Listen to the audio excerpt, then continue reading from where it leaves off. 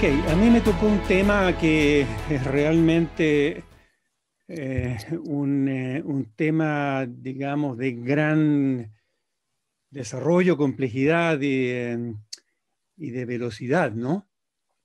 Por eso vamos a ir más o menos rápido en la presentación. Y quiero comenzar por recordar simplemente el tercer contrato social de la educación, que es el nuestro norte, ¿no? Hoy y hacia el futuro. Descubre tu pasión, aprende a lo largo de la vida, cultiva nuevas competencias y habilidades, hazte cargo de inventar tu trabajo. Este es un gran desafío educacional en el cual el digital juega un rol absolutamente central. Yo quiero comenzar con tres grandes hitos. La historia de la incluso educación digital es bastante larga, pero yo quiero comenzar con la historia, ¿no?, del momento de los componentes de estados sólidos. En el año 47, Shockley inventa el transistor, ¿no? En el año 1958, Jack Kilby inventa el primer circuito integrado que tenía solo 3 transistores. Al año 62 ya había uno con 16 transistores, al año 64 uno con 120 transistores, y así va creciendo hasta que llegamos a la gran invención que realmente está a la base de todo. Es el año 1971, han pasado más de 20 años, y se inventa el microprocesor, el Intel 404, que tenía 2.300 transistores, pero es básicamente un computador en un chip. Ya al año 72, al próximo año, había el 8008 con 3.500 transistores.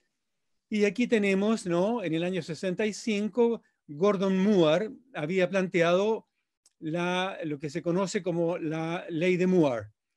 Y ustedes se dan cuenta, si saltamos al 2000, nos encontramos con un microchip de Intel, el Pentium 4, que tenía 42 millones de transistores, ¿no?, en el año 2000. O sea, estamos a 42 multiplicado por 10 a la potencia de 6, ¿ya? Eso parece, digamos, bastante. Estamos al año 2000 solamente. Pero después del año 2000 comienza la gran aceleración, y en el año 94 había llegado Internet, ¿no? Entonces tenemos el avance de los microprocesadores y tenemos las primeras eras de Internet, que son del 90 al 95 y del 95 al 2000, y nos damos cuenta que la transmisión de datos, ¿no?, la primera era es simplemente la era de la vitrina, del browser, después viene la era de la búsqueda, y llegamos más o menos al año 2000 con una transmisión de datos que son 80 petabytes, ¿no?, al mes. Ahora, un petabyte en el fondo son 10 a la potencia de 15 bytes per month. Por lo tanto, ya nos encontramos, ¿no es cierto?, con 80 por 10 elevado a la potencia de 15 en la transmisión de datos. Todo esto, ¿no?, va hacia a lo que se llama el Big Data. Y empezamos el siglo XXI, donde todo se acelera y todo comienza a producir una grande cantidad de resultados digitales. Aquí tenemos las otras eras, ¿no? Y para no detenernos, vámonos rápidamente, ¿no es cierto?, de la era de la búsqueda a la era de la condivisión o la compartición, a la era del desktop computer, la era mobile, mobile, de teléfonos móviles, y llegamos a la era, ¿no?, a la era digital del todo, que en el año 2020, si ustedes piensan de que teníamos 80 por 10 elevado a 15, ahora estamos en 1, si estamos en la era del zettabyte, que es 1 por 10 elevado a la potencia de 21, y más adelante se piensa que será con todos los aparatos que están siendo conectados, porque es el Internet of Everything, personas y y equipos, se va a pasar, ¿no es cierto?, a 4.3, esto es una proyección, por 10 seguido de 21 ceros. Eso les da un poco la idea, ¿no?, de la cantidad de vídeo, la cantidad de audio que puede pasar en esta enorme crecimiento de la banda larga de Internet y la convergencia de la voz y de los datos. Bueno, la gran aceleración de la era de Internet va acompañada, ¿no es cierto?, con la conexión a Internet, y se estima que para el 2021 habrán 30 millones, ¿no?, de equipos conectados a Internet entre computadores, smartphones, tablets, computers, televisiones inteligentes, wearables, que son las cosas que usamos nosotros, que también estarán conectadas a Internet. Y como ven en la parte gris, la gran mayoría, ¿no?, de los elementos conectados son realmente del Internet de las cosas. Ya en el año 2007, 2008, el número de implementos conectados a Internet había superado el número de personas conectadas a Internet. Por lo tanto, vamos viendo, ¿no?, cómo se produce la gran aceleración, y nos encontramos nuevamente con los microprocesadores que habíamos dejado en el año 2000 con 42 millones, y ahora nos encontramos, ¿no?, en el año 2018 con un microprocesador que tiene casi 40 billones de transistores en su interior. Es un chip con 40 billones de transistores. Por lo tanto, es un crecimiento, y por eso que se llama la época de la gran aceleración o la época de la exponencialidad. Pero recuerden que estos 40 billones en un microprocesador son computadores, que son cada vez y cada vez más pequeños, y por lo tanto van penetrando todos los ámbitos de la vida. Y así tenemos el iPod en el 2001, el iPhone en el 2007, el iPad en el 2010, en el 2015 el Apple Watch, y después están los computadores, que son los computadores más pequeños del mundo.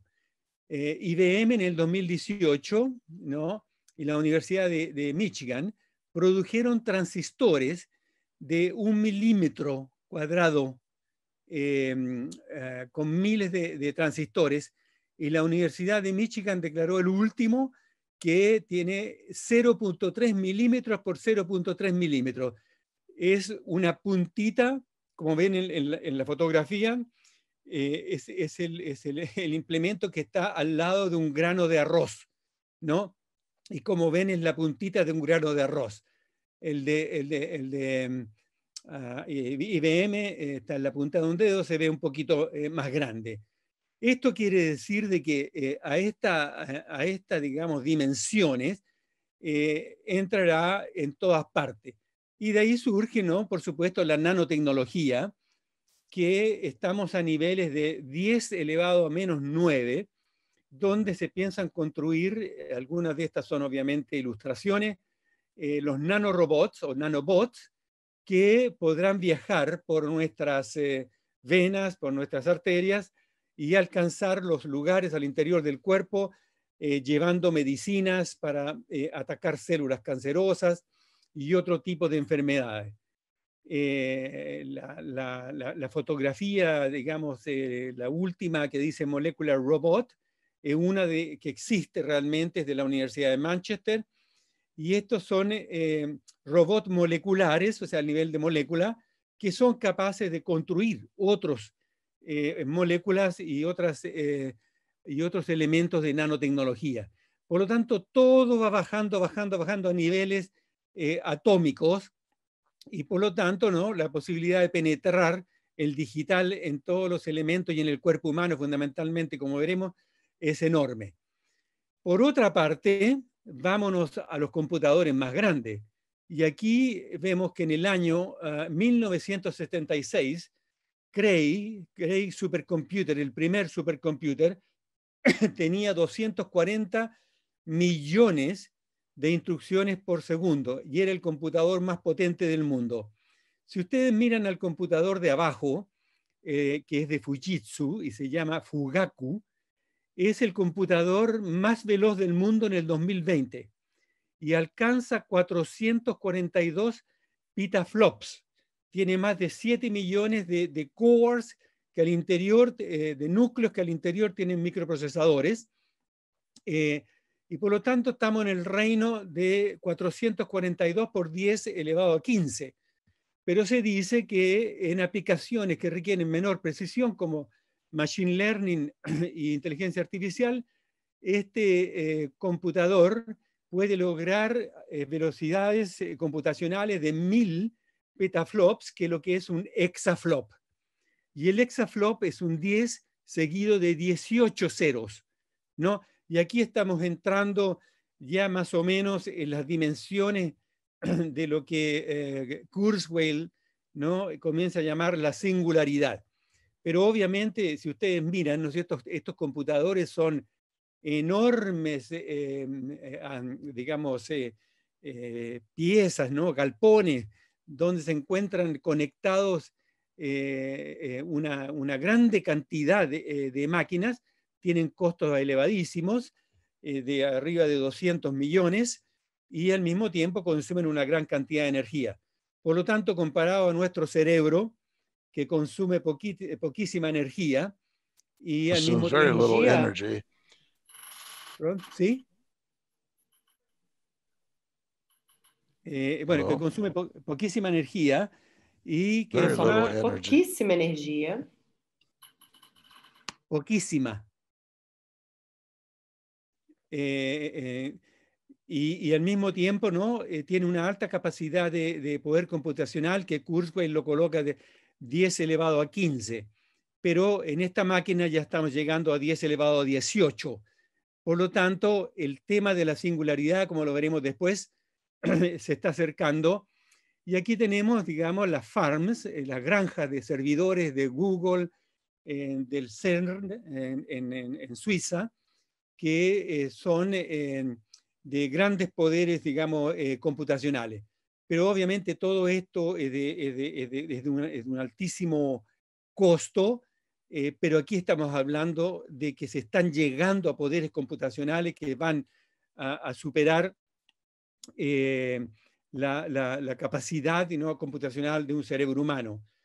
Después ha surgido lo que ahora llaman el quantum computing, o sea, la computación cuantística, y aquí hay unos de IBM, el que está arriba, el otro, el Sycamore, es de Google, y hace poco hubo un reporte que decía, Google dice que Sycamore encontró respuestas en pocos minutos, ¿no?, a una tarea que se estima que podría haber tomado 10.000 años con los más poderosos supercomputadores de hoy día. Por lo tanto, aquí estamos hablando de un terreno que todavía no conocemos bien. Incluso si ustedes leen la última frase, dice, aun cuando eso es bastante impresionante, todavía no tiene un uso práctico. O sea, estos computadores se están creando potencias computacionales que todavía no tienen problemas para resolver. Pero es en esta dirección que se está yendo, ¿no? Y aquí ya el digital pasa, digamos, a una medida que no es el bit, sino el qubit, que puede operar con unos y ceros simultáneamente. Bueno, llegamos entonces a las aplicaciones y llegamos a la inteligencia artificial, al machine learning o el aprendizaje de las máquinas, y al deep learning o el aprendizaje profundo, que es una cosa que se inició en los años en 1960 con el perceptrón, que era un elemento que obviamente no tenía la tecnología disponible como para producir lo que ustedes ven en la parte de abajo, que se llama una red neuronal profunda, que tiene muchas y muchas capas de nodos neuronales. El perceptrón creo que tenía una o dos, y por lo tanto era incapaz, y en los años Marvin Minsky escribió un libro atacando el perceptrón, y eso señaló la época, digamos, el invierno de la computación neuronal. La computación neuronal solo se ha recuperado a partir de 2012, y desde 2012 ha tenido avances extraordinarios. Todo lo que se hace, todo lo que se lee hoy día es casi todo computación de carácter neuronal. Están surgiendo, por lo tanto, computadores de todo tipo, computadores, ¿no?, que son capaces de leer nuestras emociones, que son toda el área de la computación afectiva o emocional. Tenemos claramente, ¿no?, el reconocimiento facial, el reconocimiento de voz y las máquinas traductoras que están siendo cada vez mejores, basadas, ¿no?, también, ¿no?, en la inteligencia artificial. Y después, ¿no?, pasamos a otras áreas como la neurociencia, que también está avanzando rápidamente, porque hay que tomar en cuenta que todo este poder computacional que yo he mencionado va penetrando todo.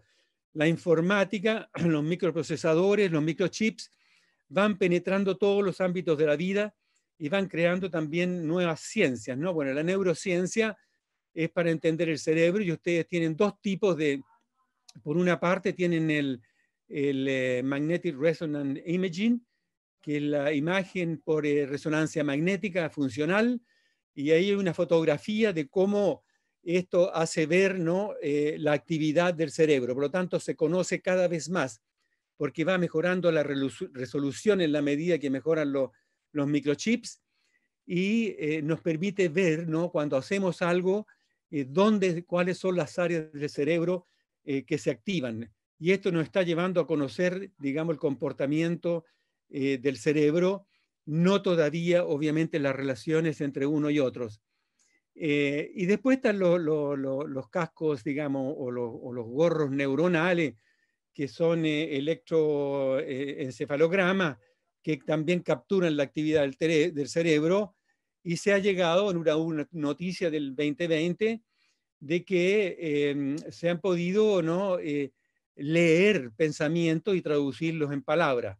Entonces, aquí la noticia es que la inteligencia artificial ha traducido pensamientos en sentencias, al menos por un vocabulario limitado de 250 palabras. En otras palabras, estamos amplificando las ondas, digamos, que se producen al interno del cerebro, y las estamos reconociendo y transformando en imágenes o palabras. Obviamente, el beneficio que puede tener, como dice acá, para restaurar el lenguaje a las personas es muy grande. Y de aquí pasamos a la inteligencia artificial, que ustedes han escuchado seguramente, la cosa de los AlphaGo, AlphaZero, como DeepMind, los computadores de DeepMind de Google han derrotado a los grandes jugadores mundiales del complicado juego Go, obviamente del ajedrez. Pero además, en la última fotografía, ustedes han visto que AlphaStar, que es el último, ha derrotado 5 grandes jugadores mundiales de un juego de estrategia que ya no es tan codificado como los otros juegos, el StarCraft 2, en el año 2019. Por otra parte, IBM, lo reconocemos desde el año 97, cuando el Deep Blue derrotó a Kasparov en el ajedrez.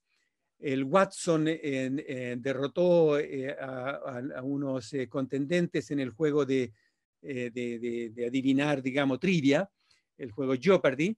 Y en el 2019 hicieron una cosa bastante extraordinaria con el Project Debater, donde el Project Debater de IBM, el computador que está en el centro de la cosa abajo, esa barra negra, hay 2 personas que están debatiendo con el computador, y atrás se ve que hay un jurado. En esta oportunidad el debater perdió con los humanos, pero había que preguntarse qué hubiera pasado si los jurados no hubieran sido humanos, hubieran sido simplemente otras máquinas. Bueno, todo esto es parte, ¿no?, de la complejidad del siglo XXI, que lo vemos en el gran crecimiento de redes complejas, ¿no? En casi todo lo que existe, ¿no? En los ámbitos de la vida. Y todo esto, ¿no? Es parte de la realidad con la cual nosotros, nuestro aprendizaje tiene que enfrentarse. Entonces, veamos cuál es el impacto de la gran aceleración en la educación. Bueno, de partida, en los años 60 del siglo pasado teníamos televisión, teníamos radio, las clases, los laboratorios de física, química, biología, pero ahora han surgido una plétora de ambientes como search engines, ¿no? Aquí hay ejemplos, simplemente son ejemplos porque son tantas que no se puede digamos, nombrar en detalle, ¿no? Tenemos, por tanto, las search engines, los instrumentos colaborativos online, como los blogs, los wikis, tenemos los sitios que tienen materiales educativos locales. Aquí en Italia hay uno que se llama WeSchool. Tenemos sistema de social bookmarking para organizar, digamos, los elementos didácticos. Tenemos los sistemas de gestión de aprendimiento como Moodle. Tenemos sitios de discusión online como Piazza. Y después tenemos, obviamente, sitios que son contenedores y ambientes de materiales online, muchos de ellos, digamos, materiales abiertos. Ahí está la Coursera, Khan Academy, y hay una gran cantidad enorme. Todo esto que estoy mencionando tienen decenas de expresiones. Después tiene, ¿no?, la gamificación, el adaptive learning, que es, digamos, la aplicación de la inteligencia artificial, y los tutores inteligentes, y tenemos un sinfín de aplicaciones educacionales. Aquí tenemos así una impresión.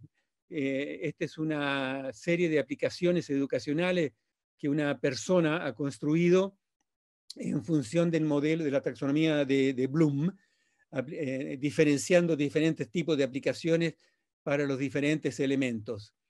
Y llegamos nuevamente, ¿no?, a la inteligencia artificial educativa y al aprendizaje adaptivo.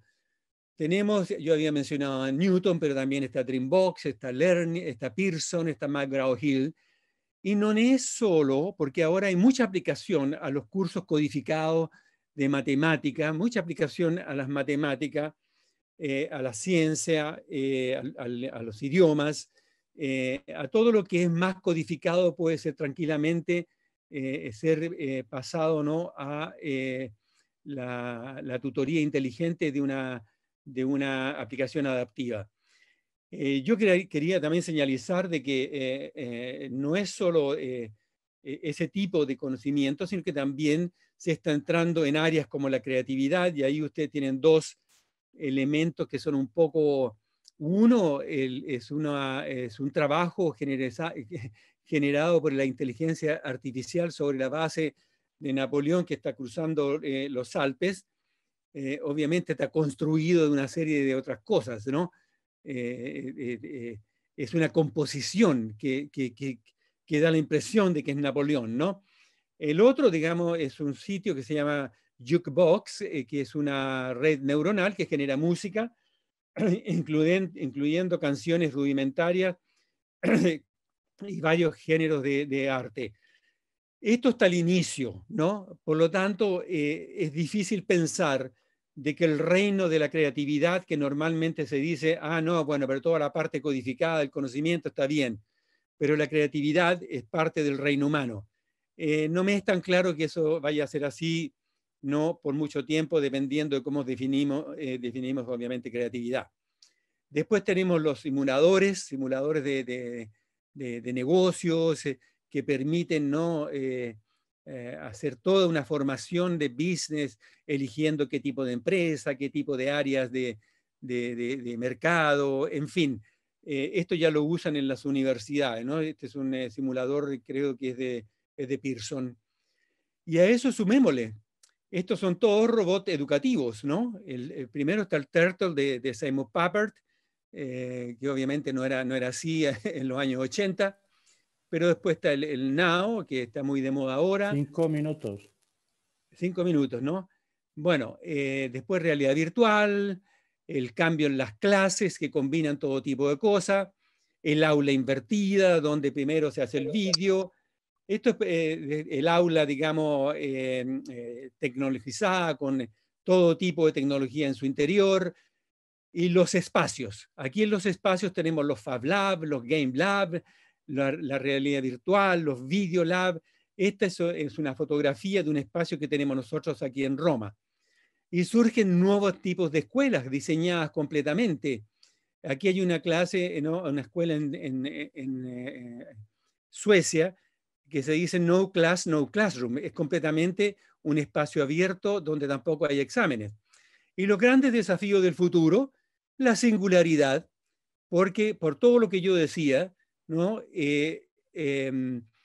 La curva va llegando claramente a no solo la potencia de un cerebro humano, que ya la habría sobrepasado un supercomputador, sino que a la suma de toda la potencia de cálculo no biológica superará la suma de la potencia de cálculo biológica. Y eso se dice que nos tiene que llevar para no quedarnos completamente atrás, ¿no? Porque la velocidad será mucho más grande. Tenemos que avanzar hacia los cyborgs. En otras palabras, unirnos con la tecnología. Y lo mismo sucede con la genómica, porque el costo del secuenciamiento ahora son 20 o 30 euros y todos podremos secuenciar nuestro genoma. Poco tiempo atrás era millones de euros. Aquí tenemos, digamos, transformaciones genéticas de todo tipo de animales y plantas, pero llegamos al mejoramiento humano, que es el gran desafío, ¿no? Queremos o no dejar la evolución que hemos conocido por muchos años, por miles de años, 200.000 años, para transformarnos, ¿no? En seres humanos por diseño. Esto ya ha sucedido.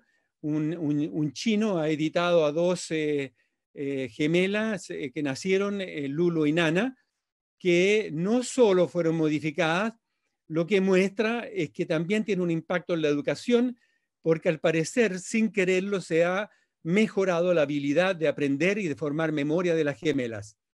Y así, volviendo al tercer contrato de la educación, ¿no? Vemos que no es solo una cosa digital, ¿no? Requiere, digamos, bastante más, porque el desafío tiene múltiples dimensiones sociales, pero hay expansión y versatilidad de posibilidades didácticas, expansión de posibilidades de comunicación, gran cantidad de elección, de elementos, etcétera, etcétera.